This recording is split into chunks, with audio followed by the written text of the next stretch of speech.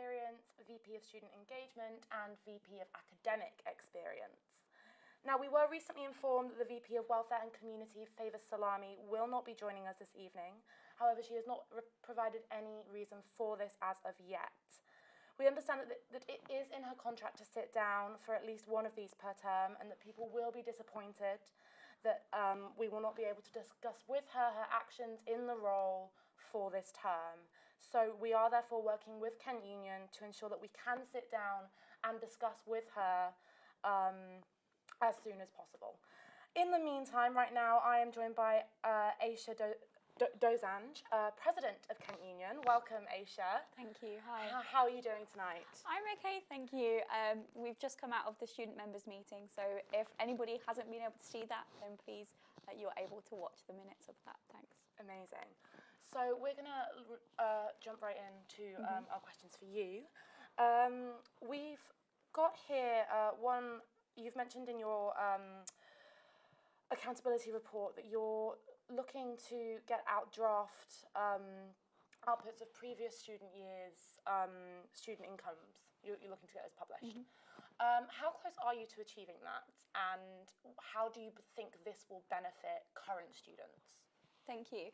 So you'll note that this has been going on for the whole year, and unfortunately, while I've been having conversations about this and constantly reminding university staff that this is a really, really important thing for students, as was voted in the student priorities, unfortunately, it has been held up in committee meetings. It needs to be approved, and that has unfortunately slowed the process down. I'm really disappointed, but I really hope that I can continue to make sure that they are published, or at least there are plans for them to be published in the next academic year after I've left the role. I think it will benefit students, especially current students, because it kind of gives them a bit of an understanding of how much money does the university get in income from students directly, either through tuition fees or through research grants, and how exactly do they spend that money. Of course, they give a picture of what they do with their money in their annual financial statements, but it's not student friendly, and it doesn't break down exactly how student income is spended. So I think it's really important for students to be able to have that transparency in what happens to the money that they give, because it's often an unimaginable amount of money. I can't imagine, I can't picture £66,000 in my head, let alone what the international students are paying. And so I think it's really important for students to know where that money is going and what services are available to them, especially to clear up some confusion, especially over the period of industrial action, which students are being impacted by right now.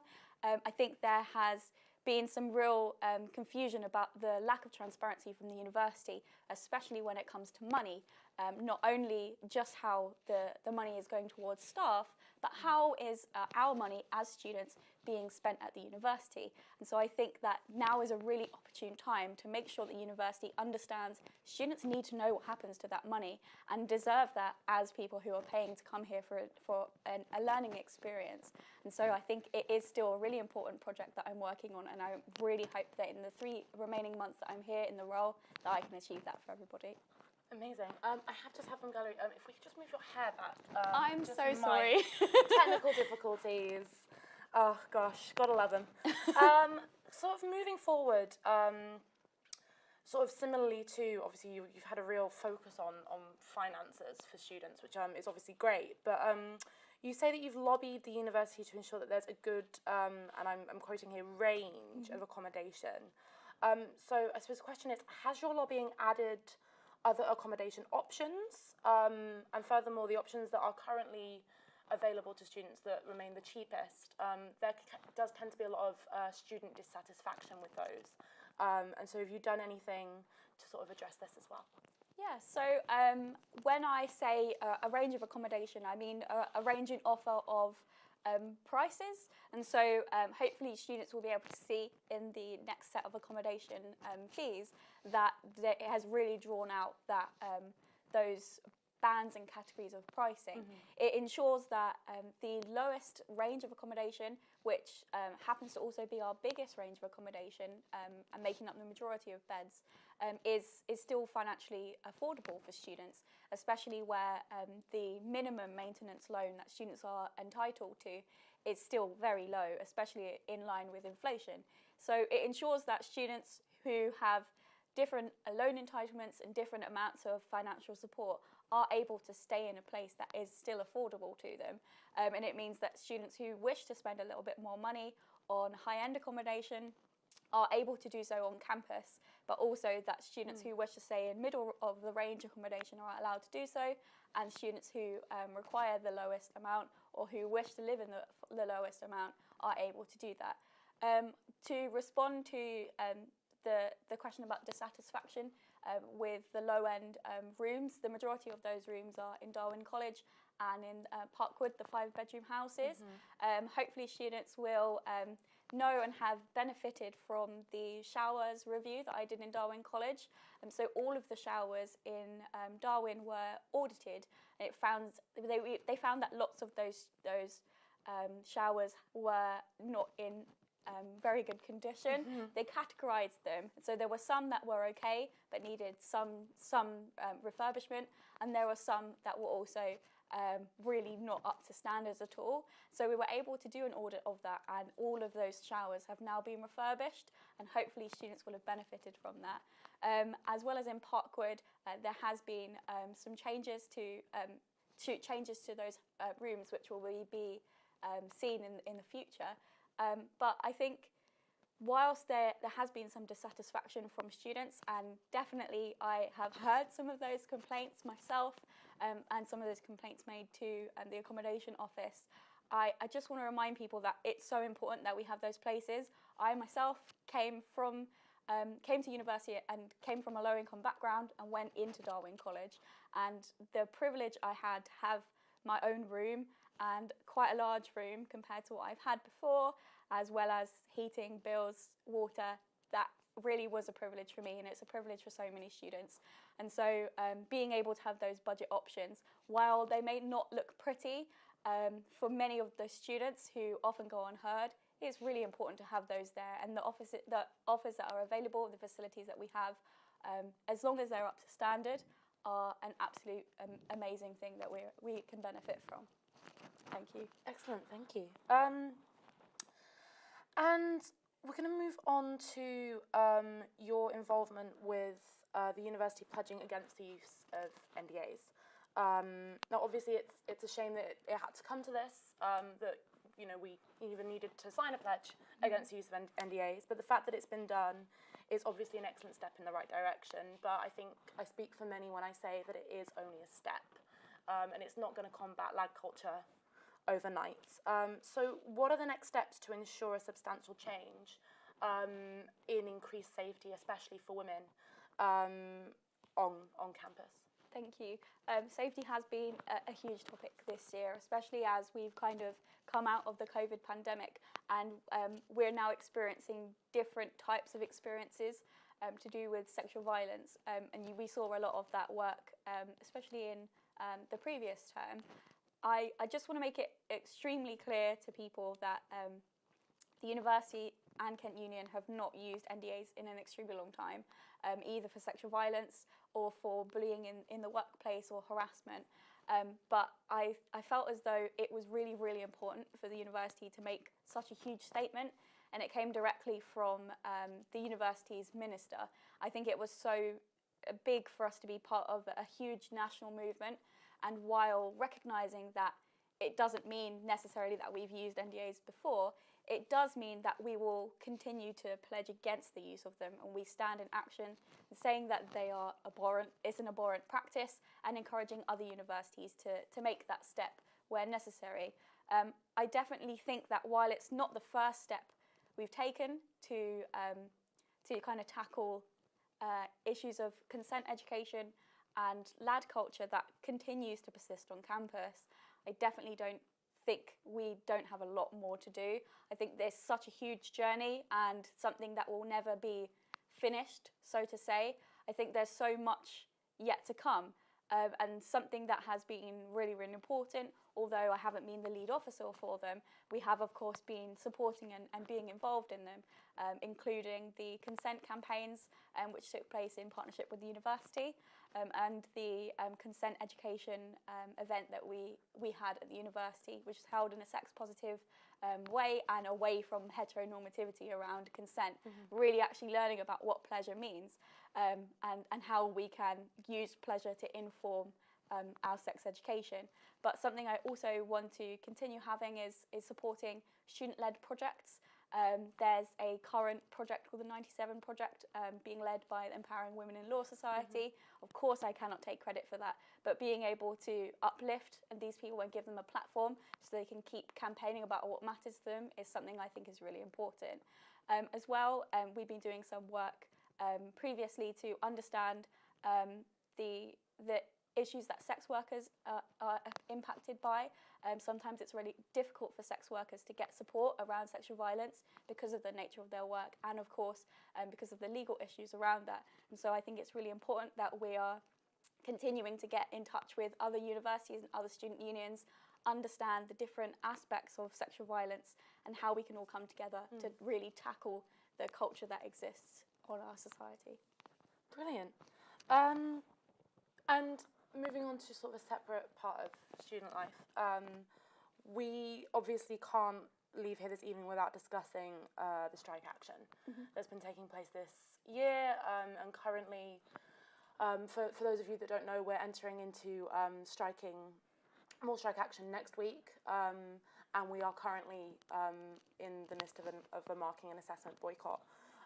What do you have to say to recent circulation of suggestions that strikes, especially the marking boycott, will make Kent degrees worthless, with suggestions that students will be able to pass without necessary credits and pass with marks that are lowered to 30%? Thank you. I think I'm really glad you asked that question actually, because there are so many rumours that have circulated, so many students that I've spoken to who have broken down in tears. I'm so glad to be able to kind of address that. It is objectively not true that the value of our degree has been reduced, and every single student will be able to graduate with the high level of academic integrity and the high standard of degree that they signed up to, and there are no exceptions to that, and I hope that you hold me accountable if that isn't the case.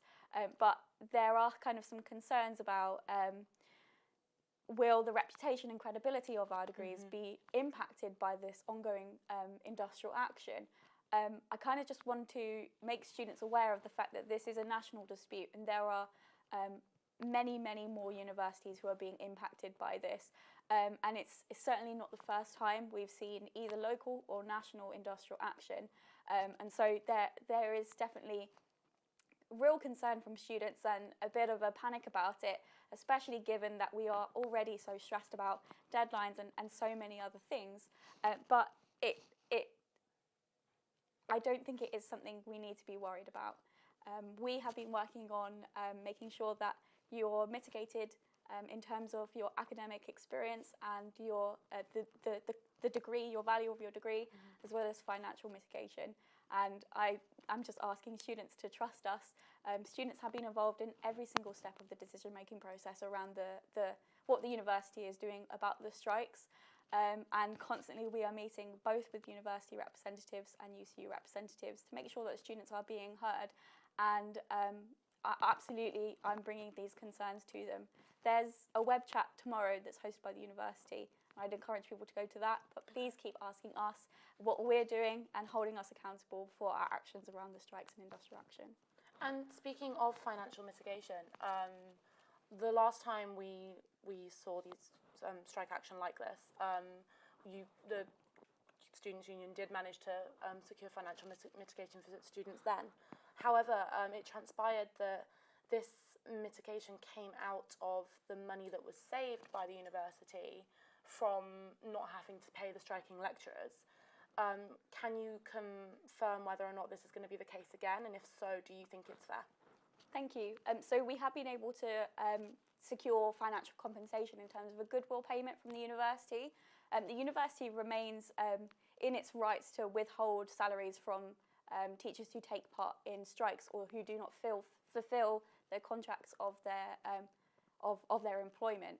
And so what we've been able to do is, rather than fight for that money to not be withheld, we've been able to kind of fight for the financial safety and security of both career staff and full-time university employees and our postgraduate students who are taking part in industrial action. So graduate teaching assistants already do not see their salaries withheld as a result of industrial action, and that's directly as a result of lobbying from Kent Union. But still, there are some difficulties in the contracts of hourly paid lecturers who are often also students. And because they are paid on hourly rate, they are not given the amount of money for the hour that they did not provide. And so something we're trying to work out is how can we make sure that they're not being financially impacted by taking industrial action. It is unfair, but also making sure that students know that they can give to UCU funds, which goes directly towards people who are striking and who are financially impacted by that.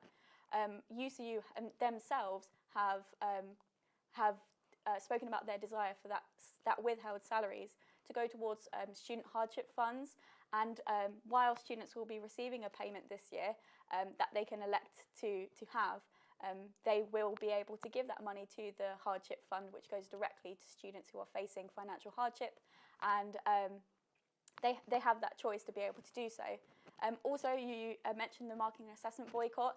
This is not strike action, it's action short of a strike, but because they are not engaging in marking assessments and work around marking, there is some small grey areas around, are they actually fulfilling the terms of their employment? And so other universities have withheld their pay that would be absolutely detrimental to people who are taking part in industrial action here at the university, where students will note that this is happening from the 3rd of March to the 27th of July and has the potential to that mandate to continue. And so we are actively discouraging the university from taking away and withholding the salaries of the staff who are taking part in actions short of a strike during this marking and assessment boycott. So I hope it kind of answers your question in that we are working with the UCU and trying to make sure that they are okay and not financially impacted, but in a slightly indirect way. And I hope that students understand that we have been financially impacted by the strikes, and lots of people have been arguing that we should see some financial compensation. Right, brilliant. And I think finally, you've mentioned a few times that obviously you're coming towards the end of your role, and there are a lot of things that you're hoping to see through but that perhaps just won't quite make it. Yeah. Which obviously it's a shame. Yeah.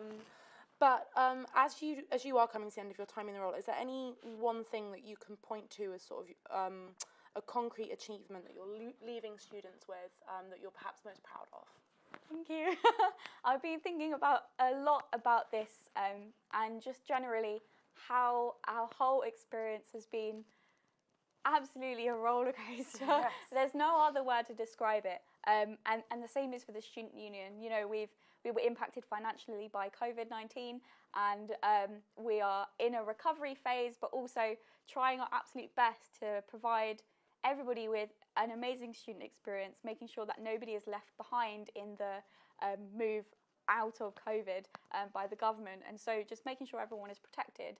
And so thinking of concrete examples to give is really difficult, where a lot of my work has been trying to keep things afloat and a little bit less and being able to deliver on campaigns and projects. But one thing that I have been able to do is secure free sustainable period products for students. This came about as a result of lots of feedback from students, specifically the Women's Network, the Accessibility Network, the LGBTQ+ network, and the Sustainability Network, who really noted that nowhere on campus can you get free menstrual products that are accessible and sustainable, especially for students who menstruate that don't identify as women, who were not able to access the products already available in the women's toilets around campus, but also for disabled students who use accessible toilets who also cannot benefit from those things. And so we wanted to make sure that free, sustainable products were available, and to students to go up and get them completely free, no questions asked. And those products are available in the Mandela Reception Building, and you can just go and grab as many as you like. No one's going to say anything. We completely understand that period poverty is really difficult for students to deal with, but also that it's sometimes really just difficult to have to face questions about periods where it is still slightly a taboo, and maybe it's just not something you're comfortable with. And so I'm so glad that's able to continue.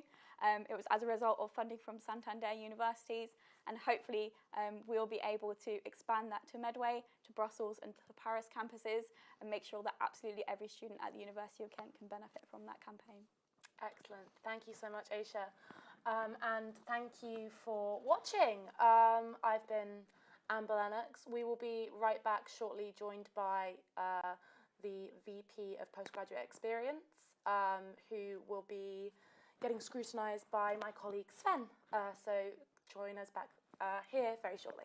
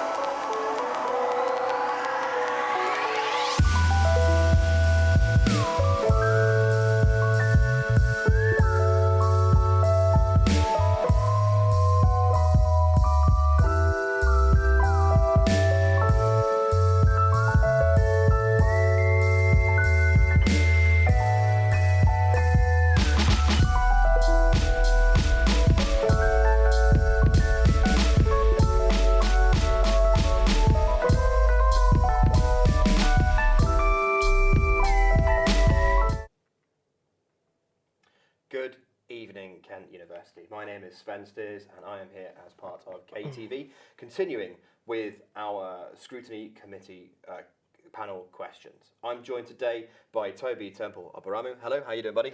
I'm great, thank you. Yeah, good to hear, good to hear. So I thought before we launched into the questions here that I've got, I might just ask you outright, for those who are unfamiliar with Kent Union, how it operates, what exactly your position as the Vice President of Postgraduate Experience entails, what your remit is and what you do day to day.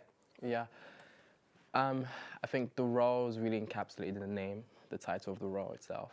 So my remit is directly postgrad students, but the postgrad community is diverse in its own right. Of course, you have PGTs, that's postgraduate taught students. Then you also have PGRs, which are more researchers. But even within that category of postgrads, you have those who are classified as GTAs, so as graduate teaching assistants. You have hourly paid lecturers, or PhD students who teach.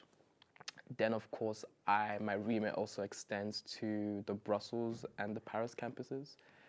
They're primarily postgrad students as well.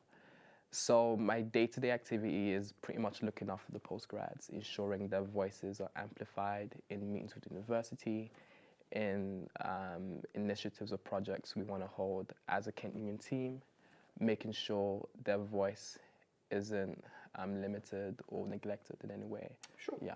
That makes sense. So with your own words there, what sounds to be like quite an amorphous kind of position that's changeable from student to student, varied as it is. What does that look like day to day? Like when you get in the morning, what's the first thing you do? What's the last thing you do when you leave the office? Yeah, it is. To be honest, the Vice President of Postgrad is actually a new role as well. Well, not too new. I think there's been 2 other postgraduate officers beside myself. So in comparison to the other sabbatical officers, it is relatively new. But the first thing I'm thinking of is, okay, how are we going to help the postgrad community and what are the different avenues I'm going to be able to effectively do that? So whether I'm dealing with the postgrad network itself, that's a network within the Kent Union, and pretty much they're building a network within postgrads. Whether it's the GRC, so the Graduate Research College, so they're a body that really oversees things regarding the postgrad community on campus and university level.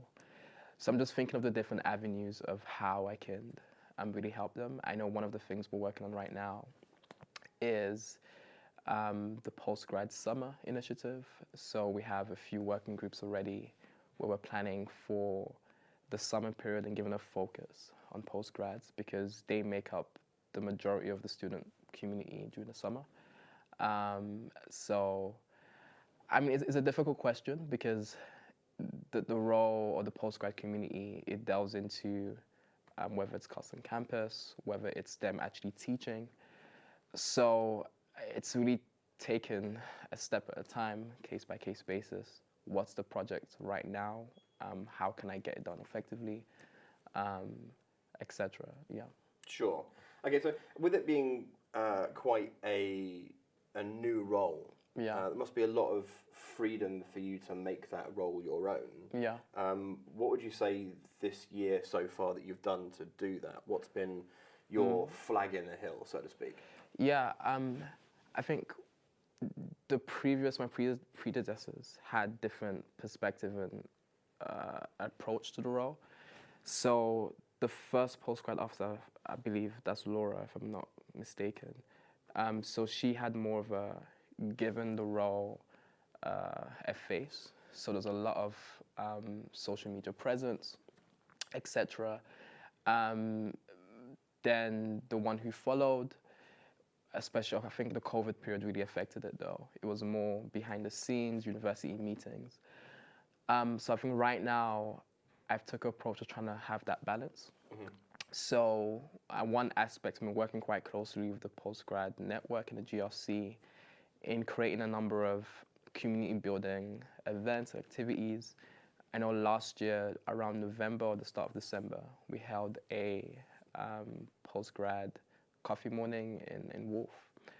And I think we had over 100 postgrads come in and out within that 2-hour period. And we're truly trying to replicate that, not just in Canterbury, but in Medway as well, to build that community. But then also on the flip end, it's kind of given the postgrad community a voice. For instance, one of the things I've been working on quite heavily is letting people know, okay, there is a campus in Brussels and Paris. They have a thriving postgrad student community, of course with the BGSU and the Paris Society in the respective campuses, giving them more of a face and amplifying their voices in the respective democratic processes. So I think my approach is trying to have that balance of yes, that visual presence, but also more of the strategic approaches, yeah.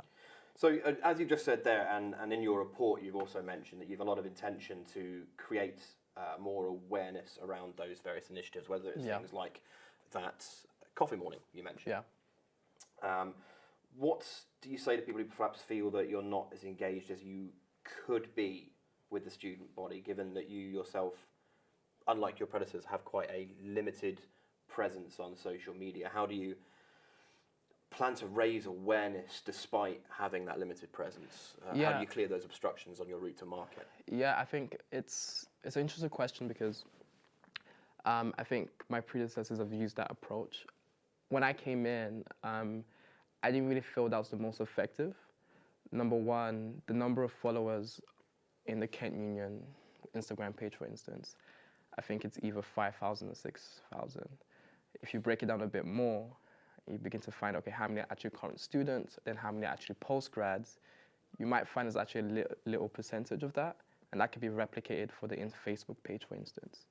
So necessarily having my face on the social media, which I have, though limited, I can agree, I don't think is the most effective or shows that I'm creating that awareness.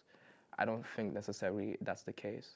I think me working, and I have been doing so actively, with the postgrad reps, working with the representatives in the Brussels and Paris campuses, working with the postgrad network to really grow that presence. For instance, the postgrad network social media page hasn't been active for maybe the last 2-3 years as you should, but since me coming to this role and working with the chair, its activity is a whole different dimension, really.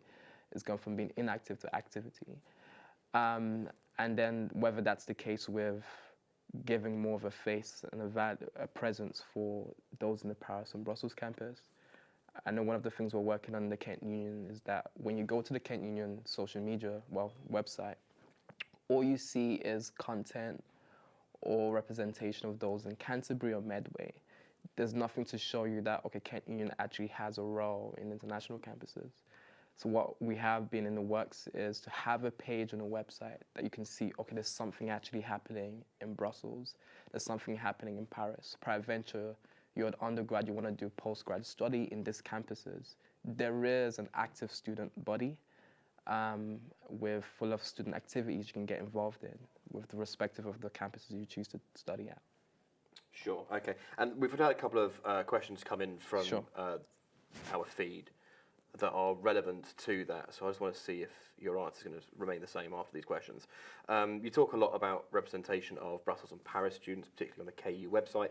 Can you share what you've done to make them more visible on the website? Well, I mean, we've had several discussions. I think because of the strike action, then we just recently had the student elections, leadership elections in Kent Union. We've decided to do this alteration to the site in the third term, just to give the team a lot more time and when we have the necessary resources to do it. So it's scheduled to hold next term, definitely. I think because of what's been happening, it's been quite a lot on the team right now. Sure. Yeah. And there's two questions here that are quite similar, so I'm going to roll them into one for you. Okay. Can you talk a little bit about what you've been doing for international students, both on the UK campuses, in the UK campuses, and for the other campuses as well. So I think based on the nature of my role, I'm also working with the International Student Network Chair. And we've had several discussions on what we can do to help, international students on Canterbury or Medway. One of the things we've been working on is, even though there is an existing buddy scheme within the Kent Union, giving or shedding more light towards that for international students, where they can meet up with fellow international students on campus.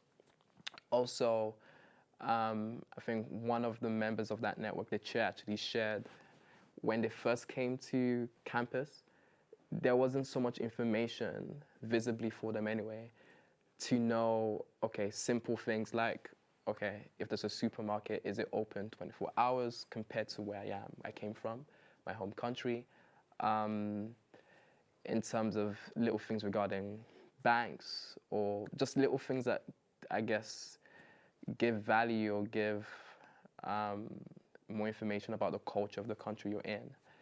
So I think one of the things we're working with the network is ensuring that piece of information, whether it's a brochure, whether it's a handbook, is available for international students. If not, working with the union, the Kent Union, of course, to make that available. And that all sounds like wonderful progress and steps in the right direction for those international students, but it does also sound a little bit like trying to answer frequently asked questions only.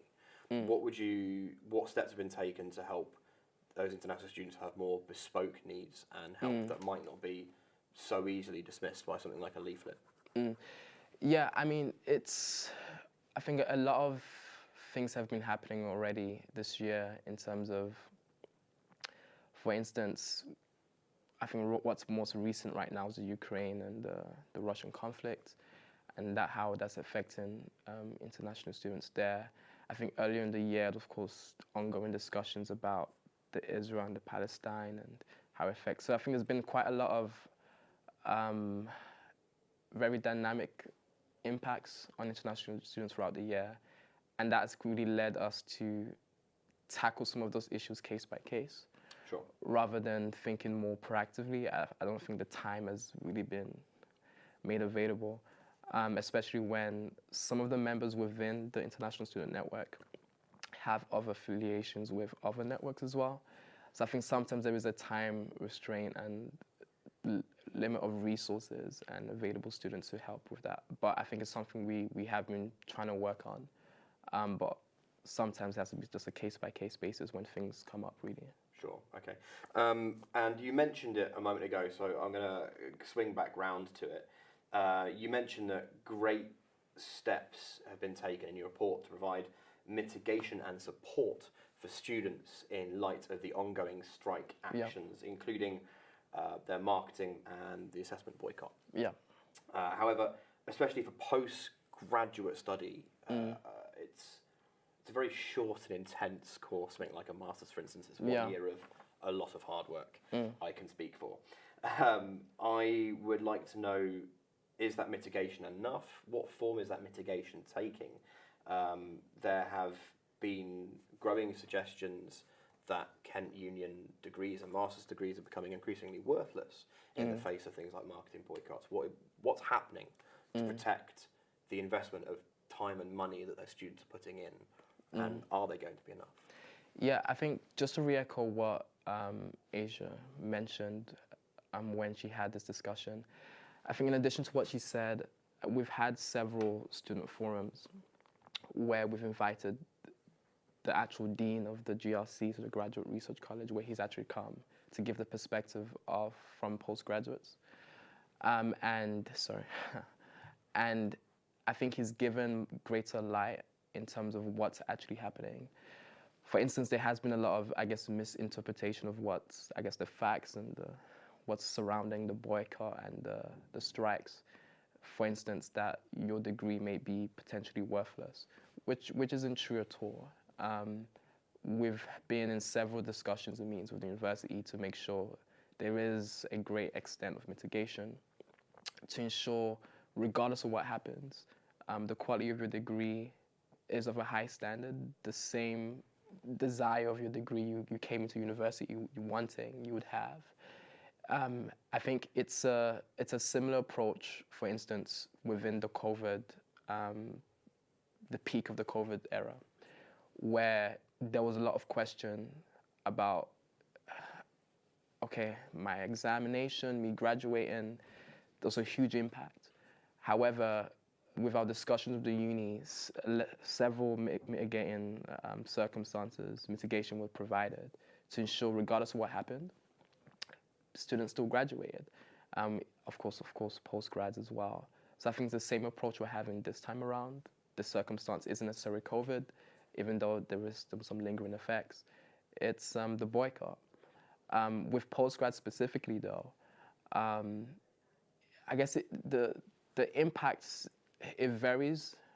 For instance, PGRs, the impact of them is very limited. In some cases, it's not there at all. Because for some of them, the boycott wouldn't affect them. In terms of the strikes, they can actually reschedule sessions with the supervisors after maybe that 5-day or week period. So I think in one case this year, the strike period actually took place during reading week. So students actually weren't affected at all. So I know from my own experiences as a postgraduate student that some students have been quote unquote lucky enough to have the strikes and boycotts happen during their reading week. Yeah. I know that for myself that wasn't the case. I'm paying £9,000 a year to be, roughly give or take, to be here at Kent University, which breaks down to about 170 odd-ish pounds per hour of taught time. Yeah. I know that from my own experiences during the strike, I've missed out on about 4 or 5 hours of lecture time from one strike alone. That's a week's worth of seminars gone. Yeah. So I'm missing out on, let's round it down-ish to 150. 150 times 6 is 300. Let's call it nine. Let's call it a flat grand. Let's call it £900. Okay. That's money that I'm not getting back. Yeah, I mean, it's interesting because when you do go to uni and you're paying your tuition fees, not everything is going towards your teaching. I think the university, though the large amount is regarding, okay, the teaching you receive, it's also the university experience, the facilities you get to enjoy. So I think sometimes when you do start to break things down and try to calculate how much teaching correlates with how much tuition you're paying, it doesn't necessarily work like that. However, for postgrads, again, like yourself and others, I mean, I just finished my postgraduate degree last year, August. And I definitely know, especially being in Kent for my undergrad, also my postgrads, I've had a fair share of industrial action during my study. But sitting from this perspective, I can confidently say that there's been length of discussion with the university to try to mitigate the impact as much as possible. I know Asia did share earlier in terms of some of the financial compensation, because for instance, previously it seems as though postgrads were dismissed in terms of being beneficiaries of the financial compensation they might have. However, we have discussed with the university not to dismiss them. I mean, they have the same right to be beneficiaries of the financial compensation because they're missing out on teaching. If it's during the dissertation course, supervision from the supervisors, the list goes on. So we've definitely included and pushed for the inclusion of postgrads during those discussions and deliberations, yeah. Okay. All right, well, Toby, we are out of time today. Okay. I want to say thank you very much for coming, sitting down the seat, answering my questions. I appreciate it. It's been a long day for you, and that can't have been easy. So thank you very much. To everyone watching, we will be back very, very shortly with the Vice President of Student Engagement. And I've been Sven Stears. This has been KTV. See you in a few.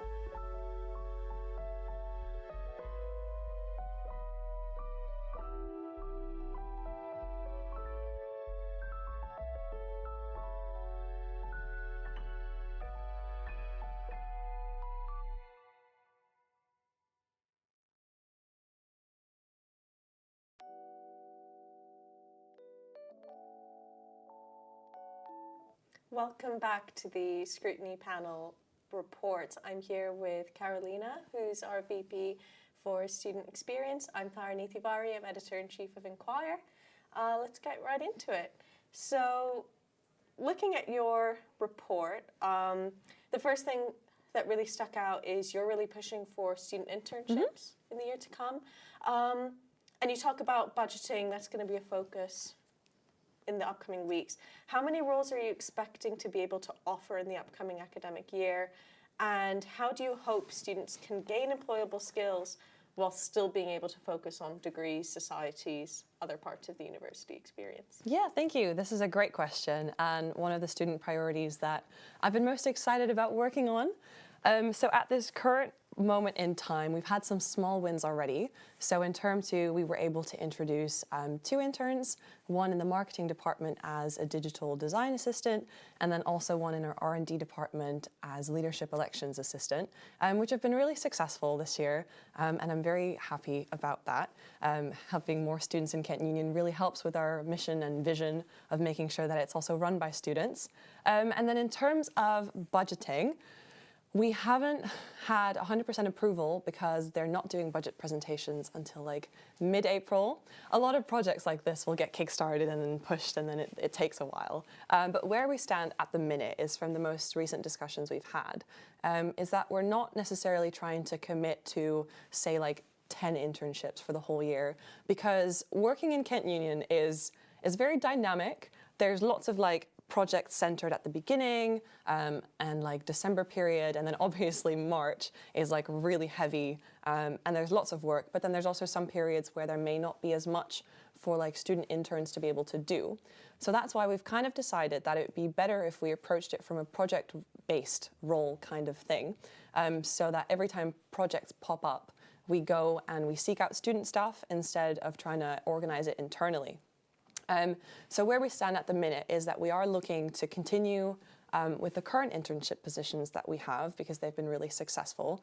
So if there is budgeting and funding available for that, which we'll hopefully find out in mid-April, then they'll stick around. But we've also now got the possibility to potentially introduce someone for Bucks, for varsity, as projects that happen for a certain period of the year. We're also looking at seeing if we can get someone to help out with our access to activities funding. That's something that's going to be really relevant next year with the cost of living drastically increasing.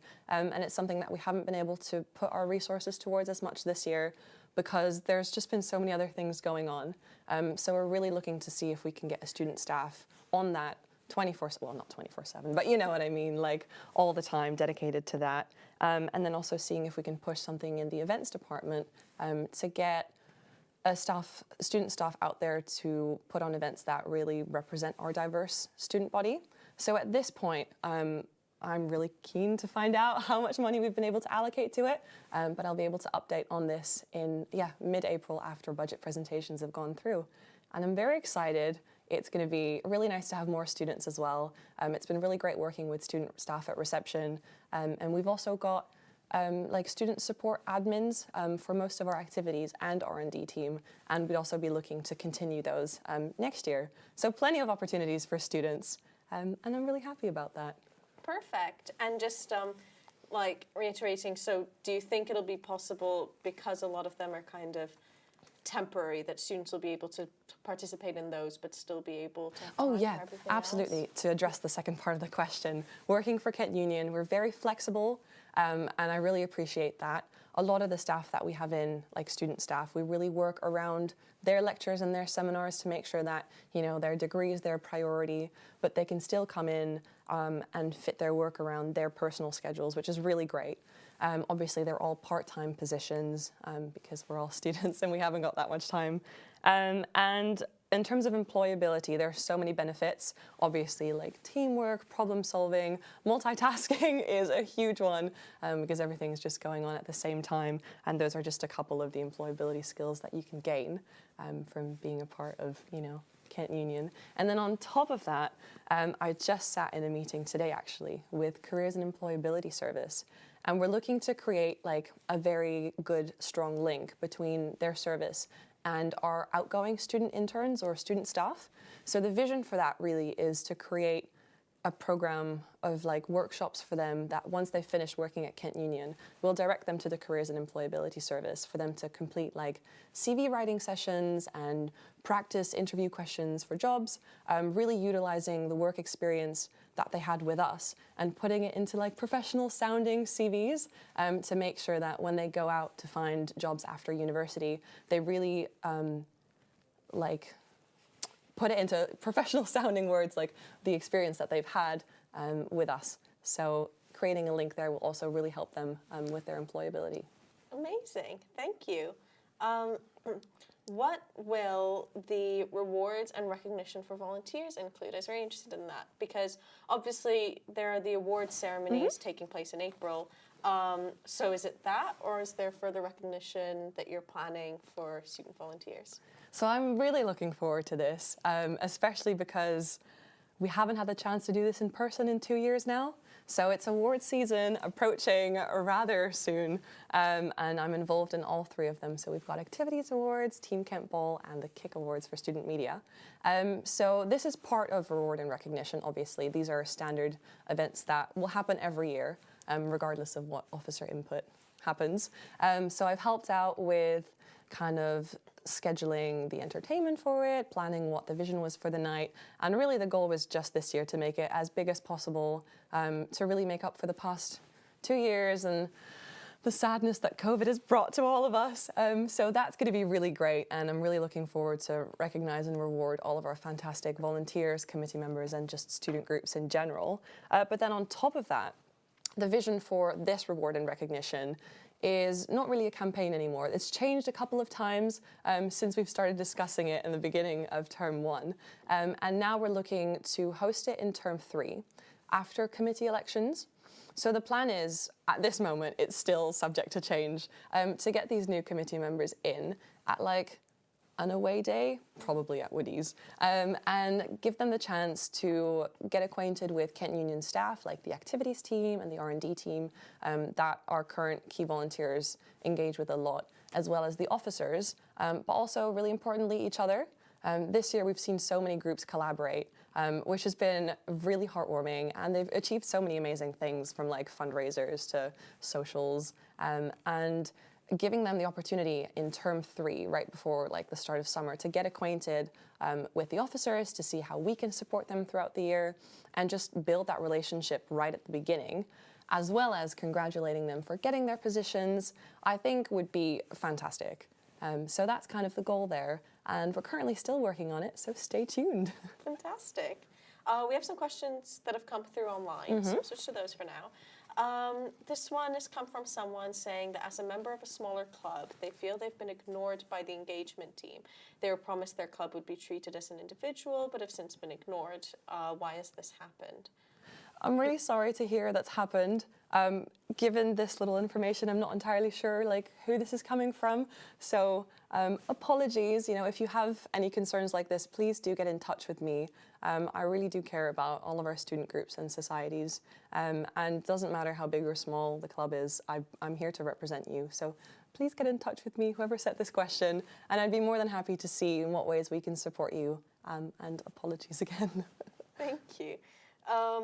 How can you encourage future planning for clubs, but also wiping club accounts at the end of year? There's no ability to save, the lack of ability to save cripples some clubs, and that ends up affecting the numbers that can join in the years to come. Are there any plans to deter that from taking place? Financially? Yes.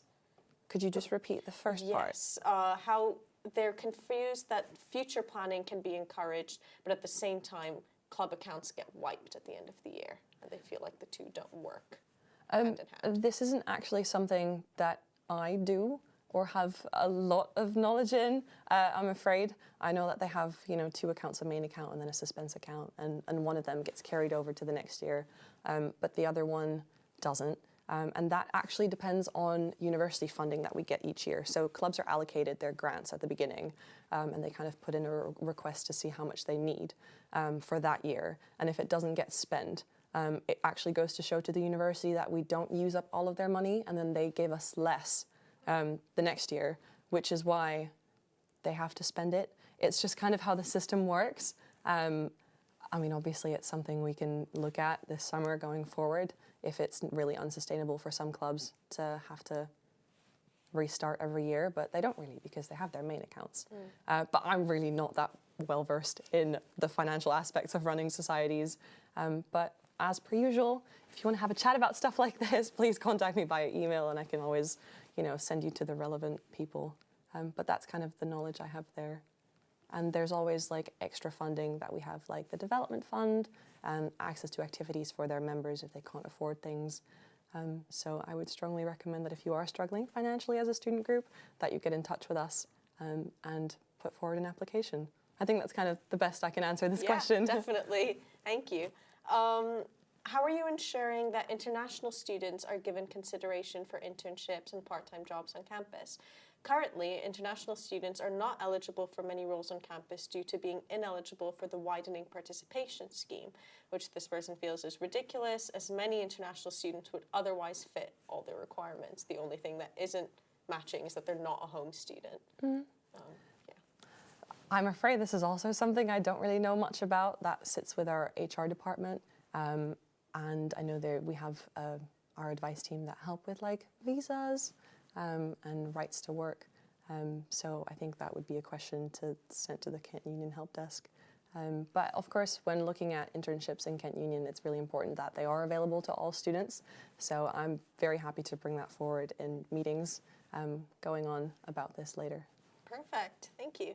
And what definite plans do you have to support non-sport societies, especially in terms of visibility and funding? Okay, yeah, this is a great question.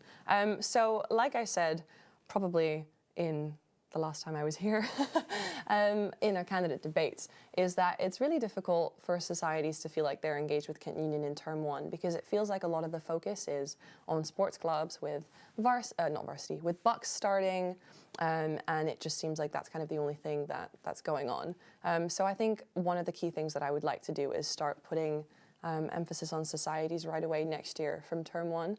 So we've got like our international showcase, and we have the award ceremonies, and we have World Fest, and that's all very much societies based, but that's all in term two. So some of those things really could also happen in term one, and we can have showcases then, and we can encourage more people to, take advantage of all the amazing societies that we have on campus, especially through collaborations with community action groups. Especially that's a great way to get their visibility improved and out there. So I'll be making plans in the summer. I'm always open to, requests, suggestions, but making sure that right off the bat in September you can see clear visibility for sports clubs and also for societies. Great. Going back to some of the not online questions. So of course, this past month was LGBTQ History Month, and you ended up having to take over from the VP Welfare and Community for that. How did you find taking on the responsibility for that month, and how do you feel the Lace Up and Speak Up campaign went as a result? It's been a great month. I've really enjoyed getting to work on it. So obviously, I've sat in LGBT planning meetings starting around like January time, where I worked with the university and Kent Union to plan events for the month, and that's when the networks were also involved in these planning meetings, and we kind of decided that we really wanted to do the Lace Up Speak Up campaign, which is something that's also been carried out by Bucks, a lot of like international level athletes, because basically it's with rainbow shoelaces, and it just shows like our support for the LGBTQ+ community. So from that, our idea was to create a pledge for our student groups to sign, and we had some pledge signing events in Canterbury and in Medway, and they were both really well attended, which was just so heartwarming to see that our community on campus is so passionate about, these issues, and stand in solidarity and want to work on, furthering their plans to, So that was really great. And I had lots of positive feedback from everyone. We had Inquire there, we had KTV there. So it was really well done, I think, and I'm really proud of the network for helping me. They did a really fantastic job. And it was so successful that actually I've had a lot of people ask me for a round 2. So with Varsity, we had our briefing, I think it was last week, and we brought along more rainbow shoelaces, we had more people sign the pledge, and we decided to upgrade it a little bit, and we've also had rainbow captain armbands. So when you go down to visit the Varsity matches this weekend and next week, hopefully you'll be able to see lots of rainbows. And I'm just so proud of the work that we've done. And that's not all. There was also a bunch of like artsy, creative things like zine making, which was really interesting. And I actually learned so much about the history of that, which was just eye-opening and really inspiring. And pronoun badge making, which was also just really nice to get people together, you know, talking and sharing their experiences. So it's just been a really wholesome month. And I'm so happy that I could extend the Lace Up Speak Up campaign because we're really pushing for, you know, EDI 365. And continuing it throughout the year is an absolute, you know, goal of ours. So, you know, finishing off with February, I was feeling really good, and I'm so happy that I could be a part of it. That's fantastic. Thank you. The comment about international students and internships, they've put a follow-up to that. They said that the widening participation is not an issue with visas, it's an issue with the type of job listing. Will you commit to keeping open all internships and part-time jobs that you plan on introducing to international students? And will you also be taking a look at current ones which are not currently available to international students? I mean, obviously, right off the bat, I can't commit to anything until I speak to the people that have experience in this field, but it's definitely something that I will raise in future meetings because obviously, you know, being an international student myself and having lots of international friends, I wouldn't want them to miss out on opportunities like this because they're really valuable. So I'll do my best. I think that's the most I can say on this. Thank you. Thank you. Again, an online one. Would you work towards changing the committee elections process? Different societies have different needs and timescales. Yeah, so committee elections are very interesting. We've seen a couple of them do theirs already, but Kent Union encourages them to use our system, which is going to be live in May. And I know in previous years, we've allowed student groups to send us as many committee positions as they wanted, and we'd list them and then they'd vote. Then recently we've narrowed it down to, I think it's just president and treasurer, like the key, maybe secretary as well, like the two key contacts that we required. But I think that was just down to the fact that it was really long to put them all on there. But I'm really happy to collect feedback from students if that's not something they like, because obviously some clubs won't have a president, they'll have like a chairman or a different name for it, and it might be confusing. So we'll see how these go in May, because it's going to be the first one that Kent Union has actually actively done in, well, not really in person, but since the pandemic. And we'll see how that goes, and then happy to make any adjustments, because obviously it's for the student's sake, make it as easy as possible, as accessible as possible. So long as we get their contact details, we can reach out and do what we need throughout the year. So yeah. Fantastic. Another online one. This Kent Girl Can was successful but led mainly by students. Could you explain the full extent of your involvement during the week, considering you included it in your accountability report? Absolutely. This was one of my favorite campaigns to work on. So basically, I put together the timetable of events. So I reached out to student groups, see if they were interested in running a session, whether it was opening a session up to all students to participate, or whether it was just an internal session for their members. Put on a pink t-shirt. We worked with UBT to fundraise for Copperfield. So I liaised with them to come along to sessions and do some fundraising, do some, you know, boob talks like they do when they come along to events, which was really great. Then obviously I liaised with Kent Sport to allow them to open the sessions to people without memberships, which was really great. In previous years, that hasn't always worked out 100%, so I was really happy with that to make it accessible to anyone who wanted to participate. And then I also decided that it'd be really nice to not just make it about sports, but also include other ways to get active and do something new. So we had some arts and crafts sessions, which were really well attended, and I was really pleased to see that. So yeah, I mean, I kind of ran the whole thing. I didn't attend all of them because a couple overlapped, but I think I would love to do it again next year, probably looking to do it around October time, to link in with like Breast Cancer Awareness Month. But we'll see how that goes and hopefully get even more societies and student groups to involve themselves in it, because I think they all really enjoyed it. Yeah, amazing. So in your accountability report, you talk about the Education and Student Experience Board meeting, and you felt that there was a lack of focus on extracurriculars at it. Do you feel that this is symptomatic of a wider issue where extracurriculars get less attention at a senior level at the university? I think that they do recognize the importance, but with all the academic issues and concerns that have been raised this year, I feel like they have taken the forefront in most of the meetings, especially considering strikes, online learning with COVID, and how all of that has run smoothly. So the focus has been on that quite significantly. But that's why it's great to have, you know, me sitting in those meetings to remind people that we're also here to talk about the extracurriculars. And they do get the focus that I like them to have when I bring them up. So going forward, obviously gonna keep raising my voice and talking about the things that I care a lot about, and I believe students care a lot about as well. Great.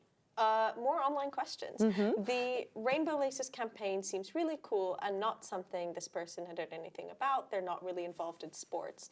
Were you able to do any work on inclusivity for transgender people in sports during the campaign? So one of the points on the pledge, I haven't actually memorized it off by heart, but it had something to do with supporting trans people in participation in sports and making sure that they felt like they could safely participate, that they were welcomed, and that was something that the LGBTQ+ network was very keen to include, and I was very happy to support them with that.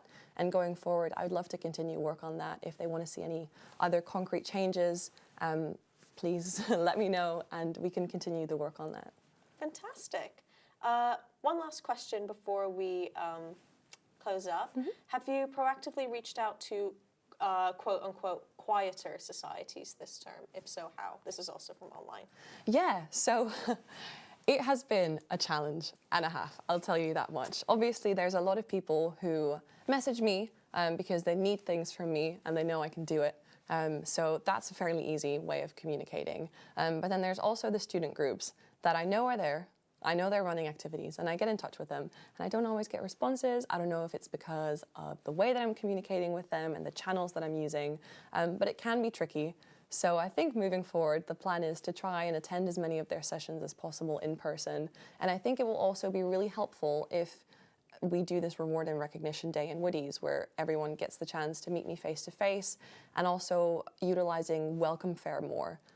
When I did my first welcome fair, I was very new. I knew what was going on, but I didn't know what was going on, and I didn't know like the importance of it. But moving into my second year as officer, which I'm really happy about, I'll be able to really capitalize on that and make sure that I'm reaching out to the student groups that aren't like my usual suspects, you know? So definitely smaller groups, but also larger groups that maybe don't communicate with the union as much. I really care about establishing a good relationship with them so that whoever takes on my job after me will have it easier in terms of communicating. That's always the goal. Fantastic. Unfortunately, we've run out of time. Thank you so much for joining me. For questions that weren't able to be answered, Kent Union really encourages that you drop them an email with the question so the officers can still get in touch with you and engage with it. Thank you for tuning in. I'm Adithi Deepak. We'll be back in a few minutes with the final scrutiny panel, which will be with Lupe, the Vice President of Academic Experience. Thank you.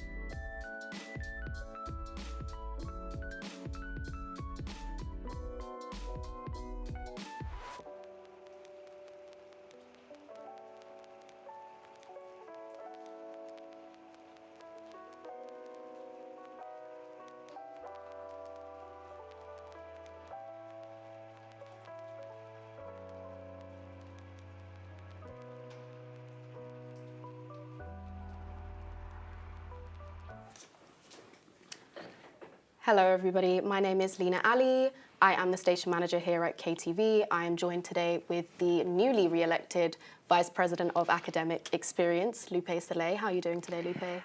Very well, thank you. Really excited to be here. It's always nice to get back to the studio and have a little chat about what I've been up to, so yeah, really happy. It's lovely having you back. I want to start off with a cute little question. What has been your proudest moment here in your first year as VP Academic Experience at Kent Union? I think my proudest moment as in an event or a day was definitely the day that I did my How to Get a 95 in Your Dissertation talk. That was a talk that, you know, had a lot of input from just first-hand tips that I had from my lecturers as well, my own experience. And it was just such a lovely day to kind of act as if I was a lecturer, as if I was an academic, and kind of teach students in a more student-friendly way about, you know, getting onto these assignments in an academic, in a way that shows academic integrity and that really shows that you understand your topic. And it was just so lovely to see so many students engage with it. You know, so many students tell me that it was one of the best talks that they heard all year, that it was extremely helpful for them. And there's nothing more rewarding than that. So I'm really, really happy about that talk. And hopefully I'll be doing it again next year with a little more preparation and earlier on in the year to allow students to get all the tips in a more timely manner, because this year was a bit later on in the year, but definitely improvements for next year. Yeah, definitely. That's great. We've had a lot of great feedback from that as well. And moving on, so from the 3rd of March, of course, the UCU Kent branch have been conducting a marking and assessment boycott. And although Kent Union has actually voted to not support this form of industrial striking, I've had quite a few conversations with students on campus. There's been a lot of confusion, a lot of anxiety, I'm sure you can understand, particularly for final year students, where some students are thinking that their degree isn't worth as much anymore, it's not worth the price that they're paying for, and a lot of confusion on not knowing whether they're going to graduate or not. Do you have any solid mitigation or compensation plans that you can reassure students with in regards to the current strike action? Yeah, of course, when it comes to strike action, so the overarching term is industrial action, and that covers both actions short of a strike and also strikes. So strike days are the days where teachers are not teaching, so they'll be out in the picket lines. And then ASOS, or action short of strike, involves a lot of other things. And one of them is a marking and assessment boycott, is one of the options that they have. So I think it's really important to make that really clear distinction. The strike days are not the same as an assessment and marking boycott. In terms of making sure that students' degrees and their education is safe, there are a lot of measures that have been put in place. So there's this thing called Senate powers that have been passed at Senate last week, I believe, or the week before that, that outline a set of measures that academics can take, or Board of Examiners can take, to ensure that even if there are marks missing, or if there are members of staff that are supposed to be in those boards of examiners and they don't meet the quorum, that they can still look at the assessments and make sure that the students' degrees are well protected. And these measures include a variety of things. So they include, for example, if we don't have a full board of examiners, because some of them might be taking part in the assessment and marking boycott, they can still go ahead with 4 key members of them, which cover a variety of roles and cover a variety of topics that they look at in the board of examiners. So we can ensure that students will be able to graduate. And I would also like to clarify that the assessment and marking boycott is not affecting every single student.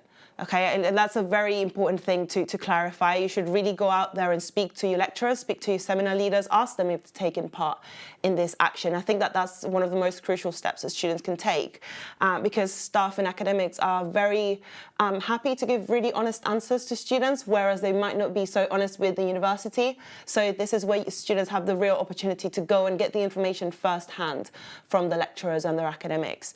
And there has also been a lot of confusion a lot of talks about degrees being worth less, Yes. or degrees being devalued and students not being able to go on to the jobs after university, but that's simply not true. This is why these Senate powers are in place. I want to reassure all students that there are a set of measures in place for you to be able to graduate, and to be able to graduate with an academically robust degree, and a degree that's worth just as much as any Kent degree has been worth in previous years. I'd also like to make the clarification that these measures are not anything new. We have been using these measures, for example, during COVID as well. And of course, the degrees that we have been awarding for the past 2 years have been completely fine and perfectly fine. And this will be the case for students this year as well. So I'd just like to reassure students that you'll be able to graduate with a great degree, as long as you put the work in, of course. And yeah, just rest assured, keep an eye out on our social media, because we put out a lot of updates. And also, I'd like to just say, make sure that you get the full picture, and don't panic. There's always people that you can go to for support, for help, and for clarification for any questions that you might have. So please get in touch with us if you have any. That's brilliant. Thank you for that reassurance. I'm sure a lot of students have benefited from everything you've just said. Just to clarify, so far, there has been nothing solid in terms of compensation that has been put in place for any of the strikes that have impacted specific students. So in terms of strike days, there has been compensation for that. Yes. Myself and the president have been able to successfully lobby the university to provide a goodwill payment to students. So it's not going to be a direct refund of your tuition, and it's probably not going to be, a huge amount, but it's a goodwill payment from the university to tell you, we understand that you've been affected. And particularly for third-year students and postgraduate students, there will be an overarching kind of blanket payment made to them, specifically because they have seen so much disruption throughout their entire degrees. And this financial goodwill payment will be made to students depending on how much they've been impacted and how much those strike days have been mitigated for. So there are about 4 levels that fall into the levels of disruption the students might have seen, and those correlate as well to the mitigations that have been put in place. So for example, if you missed no teaching and your course was able to be carried out from start to end completely fine, then there's no need for any mitigation, so you probably wouldn't get a payment unless you're a third-year student or a postgraduate student. To my understanding, that's the case. And then as disruption moves along, so if you've missed, 10 hours of contact teaching, then you would get a certain amount of money if those hours of teaching have not been mitigated for. So it all really depends on whether you've been appropriately mitigated for or not, and those events, if they have been made right and set right by the university. Perfect, thank you very much. And moving on, aside from the slight increase that we've recently seen in this year's KU student elections, generally disengagement and student participation has been an issue here at the University of Kent. Now, a lot of the plans that you've mapped out in your spring report involves research and quite a bit of involvement from the student population. Yeah, of course. Considering how fundamental this research is to your role and you successfully doing your job, what are your plans to encourage students to participate in this research, and what are your plans if you don't get enough participation? This is a great question, and definitely it's been a learning curve from the start of my job as VP of Academic Experience. I came into the job thinking, oh my God, everyone's going to be so excited to be back on campus. Everyone's going to be so on board with everything. But of course, we get to university and we start to get to grips with everything. And you might be joining a society or a sports club, and then your engagement with other things might not be as high, and I completely understand. Also, students have other responsibilities. Some might be commuting, some might be juggling part-time jobs or caring responsibilities. So excuse me, a lot of my plans to engage students is to provide incentives, and particularly financial incentives. I really truly believe that the life of a student is hectic as it is. The cost of living crisis is affecting us all, and it will continue to affect us all. But also the university is asking for student feedback because it's so valuable to them. So if it's so valuable to you and it's so valuable to us, then surely we need to reward you for it. Yeah. So I've been learning what are the best incentives for students. We started off with like pizza, and then we realized, okay, we might need to be doing something more. And then we started doing vouchers when we had that opportunity. And then we got a lot of feedback from students as well, telling us, look, for example, I don't support companies like Amazon, so an Amazon voucher is not a good enough reward for me. So we have started lobbying the university to provide students with either cash payments for their incentive as an incentive, excuse me, or also Kent One credit. So that's credit added to your student ID, and then you can use that in the co-op to do your weekly shop, and that alleviates a lot of those financial concerns, or to have a little coffee in the library cafe and things like that. So I think incentivizing students, rewarding them and thanking them for their cooperation and the really valuable feedback is a core thing to engage in students. And there has been a lot of uptake from the university in this. I've managed to, convince people that if you want students to engage with your work, you need to give them something in exchange, because their time is valuable. That hour that they spend giving you feedback could be an hour that they can use to write their essay. So you need to give them, a reward and an incentive. And we definitely have seen an improvement in engagement when we offer these things. So I'm really happy to continue doing that and getting the best feedback possible. Perfect. And in your accountability report, you also mentioned plans to eliminate the hidden course costs. Now, this is something that also directly impacts me, so I'd love to know, how do you plan on doing this for the next academic cohort? So what we have been working on so far is we began looking at the courses on the university webpage. So probably before you came to Kent, you looked up the course that you wanted to do on the Kent website. And most courses will have a description that says if there's any additional costs. Some of them have a very detailed, explanation of what additional costs you might have. So, for example, if you are a student in arts and humanities doing fine art, for example, then those costs would be outlined on there. And we think it's really, really important that they are, because for students, for example, coming from underprivileged backgrounds, those are things that could make or break their experience at Kent. But also they are things that affect students, because if you don't have the best materials, you might not get as good of a grade as someone else. So of course we want to make sure that everyone has a very even platform when they come to university. And the way to do that is to audit and ensure that courses are, appropriately described and that the additional costs are outlined on there. So definitely auditing the courses descriptions. I think that also is very important for those courses that supposedly have no hidden course costs, that the university actually says there are no additional costs to this course, because if there are any additional costs and then you go back to the webpage and it doesn't explicitly say, then you don't have any ways to prove that that you've been essentially been done wrong, and had to pay additional costs.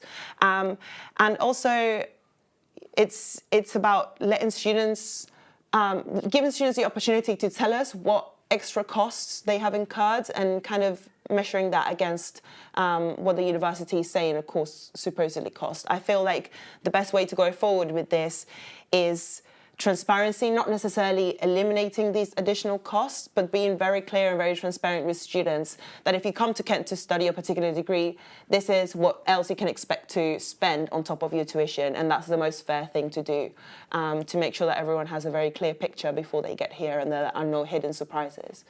Okay.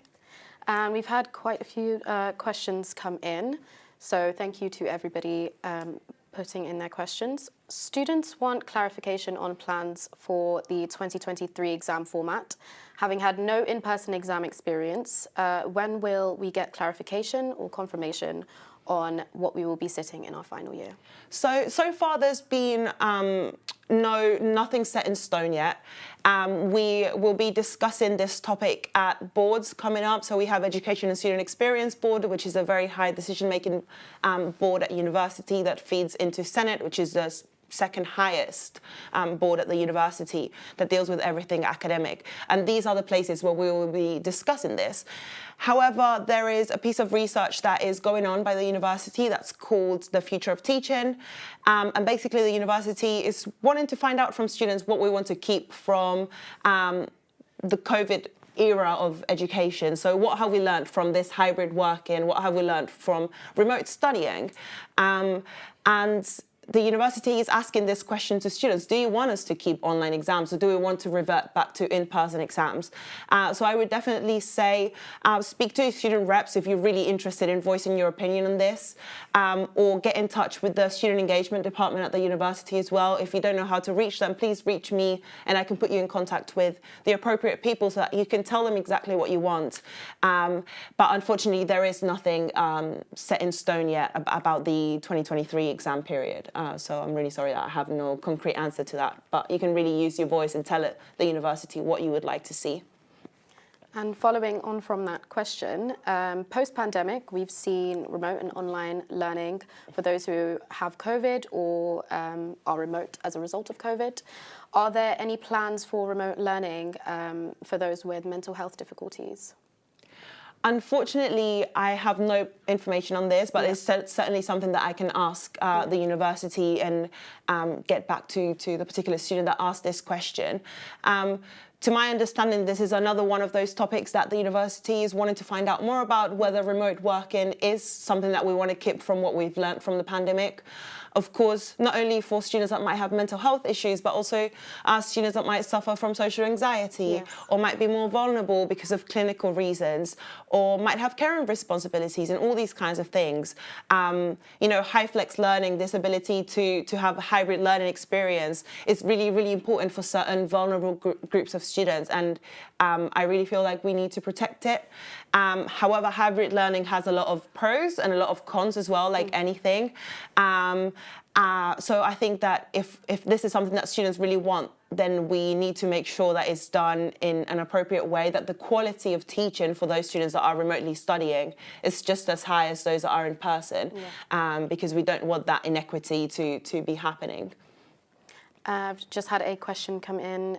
Which students are the university consulting with, and how do we get involved?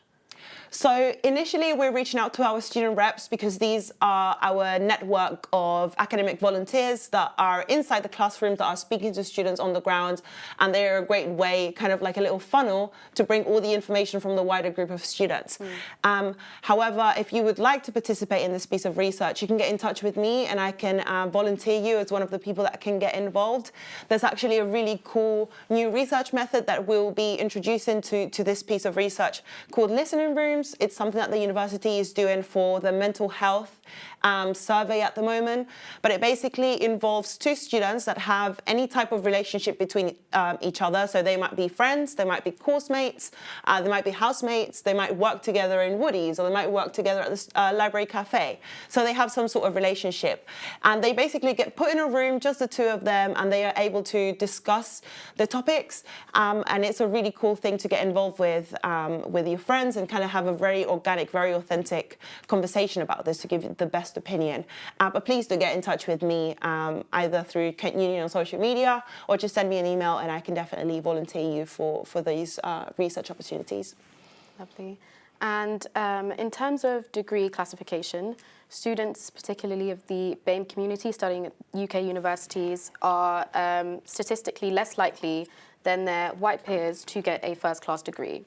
Now, with the current attainment gap for black students especially being 12% less likely to gain a first-class degree, what plans do you have to ensure that BAME students can feel encouraged to report personal or systematic discrimination that's affecting their academic ability? Of course. I think that it's very important to say that the whole education process over the last 2 years has been very beneficial at bridging this gap, so the gap has reduced significantly. And I think it's a really interesting thing to see. There's definitely a lot of key benefits that we've seen so far. In terms of ensuring that our students feel comfortable with reporting these things, we have anonymous ways to report it. Of course, the university have their own report and support process that you can get involved with. If you would like to do it through us at Kent Union, we have the Academic Experience Reporting Tool, which is a really great way to give an anonymous feedback. You can also leave your email if you're interested in finding out what steps we're going to be taking, and we can keep you updated on the progress. But I think it's really, really important that students see themselves reflected in in the staff body. I feel like when you see yourself, you're a lot more comfortable to speak with someone that looks like you, that speaks like you, that has the same backgrounds and the same experiences as you. And I really think that the university's anti-racism strategy has been, it has some really great points about making sure that the staff body is more representative of the student body, because that really helps bridge the gap and kind of make those uncomfortable situations a little bit less uncomfortable. But we are also doing our BAME Student Voices piece of research. We are working on it with a department in the university.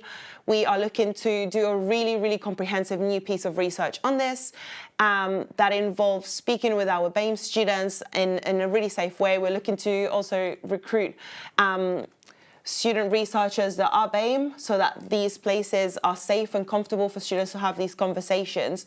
And we want to make it really, really comprehensive. And I guess also when it comes to decolonizing the curriculum, it's a very nuanced topic. I think that a lot of people fail to understand that decolonization of the curriculum has two sides of it. It has the explicit sides, and then it has the implicit side. So the explicit side would be, what you see in your lecture slides, your reading lists, what you're being taught. And then the implicit side is exactly this, instances of microaggressions, or not seeing any black lecturers in the university, and these kinds of things. So we really need to find a way to communicate these two aspects of decolonization to ensure that students feel comfortable in reaching out to us and making sure that we are representing them as well as possible and standing up for them as well as possible to the university, and ensuring that they feel seen and heard, because that's the most important thing. That's how you make someone willing to report, when you actually close the feedback loop, give them a solution, and make them feel valued and respected, and that's the most important thing. Thank you, Lupe. And finally, for the students that don't know, can you give us a short summary of what exactly the Senate is for students? Yeah, of course. So Senate is the second highest decision-making body at the university. It falls below council, and it deals with everything academic. So this is the place where you will for example, where the no detriment policy was voted on, where the Senate powers were voted on, and it's a body that includes staff members that are from a very wide variety of backgrounds, and it's basically just a very, very important board where we discuss academic issues that will affect the entire student body. Lovely. And we've actually just had one more question come in, if we can get to this one. Anonymous marking isn't adopted by all schools and opens up the potential for an unconscious bias when marking. What have you done, or what are you going to do to change this, following on from our previous question? So I do understand how that opportunity for unconscious bias is there. And for example, when it comes to group presentations, you can't grade that anonymously. Or when it comes to any other oral presentations, you can't do that anonymously. And I totally understand.